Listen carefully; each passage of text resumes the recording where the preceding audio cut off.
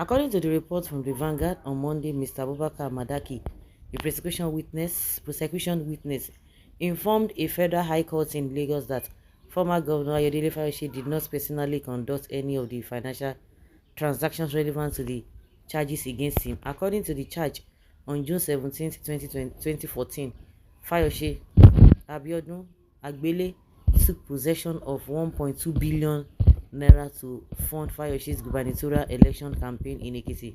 The sum they reasonably ought to know was derived from criminal activities. Fayose is also accused of receiving cash payments of $5 million from the then Minister of State for Defense, Senator Musiliu Obanikoro, without using a financial institution. Additionally, he allegedly retained 300 million naira in his account and took control of approximately 622 million naira. Some he reasonably ought to have known were proceeds of crime. Further allegations state that Fayose procured the Privateer Limited and Steel Earth Limited to retain an aggregate sum of 851 million naira, again sums that were reasonably ought to have known as crime proceeds. Moreover, Fayose is accused of using around 1.6 billion naira to acquire property in Lagos and Abuja.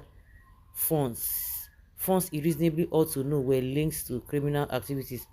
He is also alleged to have used 200 million naira to acquire a property in Abuja in the name of his elder sister Moji Oladeji, which he ought to know also constituted proceeds of crimes. These alleged offences contravene Section 15(1), 15(2), 15(3), 16(2)(b), 16(d), and 18(c) of the Money Laundering Prohibition Act 2011. No wonder when they begin to ask him questions, he will begin to pant. They will be asking him questions. I remember the altercation between himself and Rufai Hussaini when he now said, "Oh, Abati, I told you I don't want to meet this guy, because if you are, like they always say that the clear conscience fears no accusations. If you know I've not done anything, why are you so agitated? Why are you triggered?" You see, no wonder all of them, they love the that's why they love it, because they say na master when it comes to all of those all those things. You see them. You see them. Just that we are in a country, a lawless country. That's why this their case will take forever. You see, what is this man's name? Whiskey. What is it? Bobrisky. Now, before you open your eyes and close your eyes and open it, they've already thrown him inside prison. You know, they take time because nobody's going to speak for him. Well, but his brother is the Aso Rock. Oh God, let us see how he will be jailed. EFCC cannot even recover 1% of the funds they allege him to have looted. It is their usual media hype, nothing more. Nigeria agencies as stooges are lifeless. They were designed to be so that the executive will use them as they wish, not to fight corruption, but not to witch hunt. He was making too much noise of being forgotten after the election victory, hence his sins was remembered.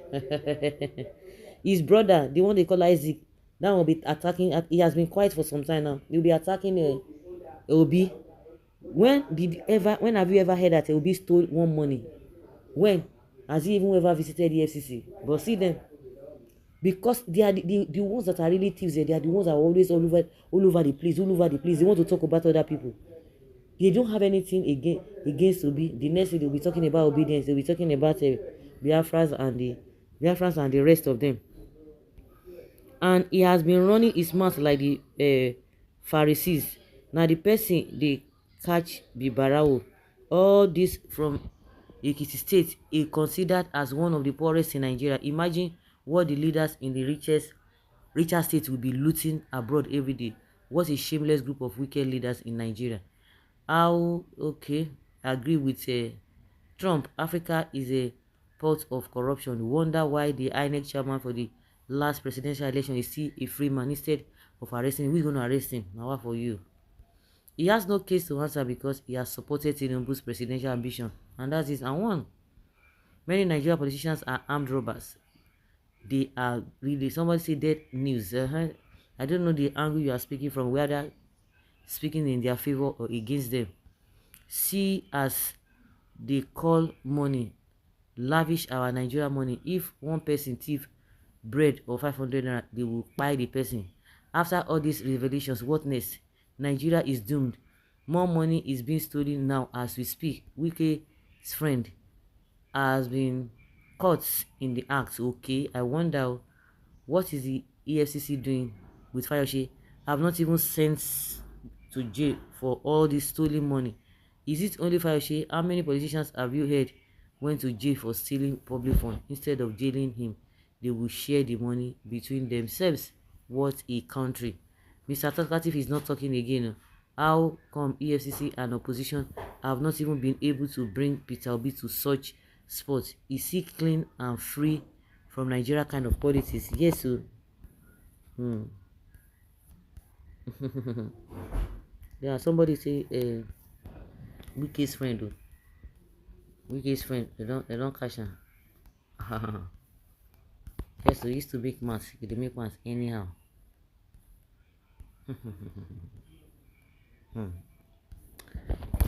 Okay. Oh. The LDC will do nothing. These are the same politicians that convinced the Ekiti state indigenes to support Tinubu Shettima Muslim ticket because of greed, tribalism, and hatred for a particular region, and so on. No, because of themselves. Oh.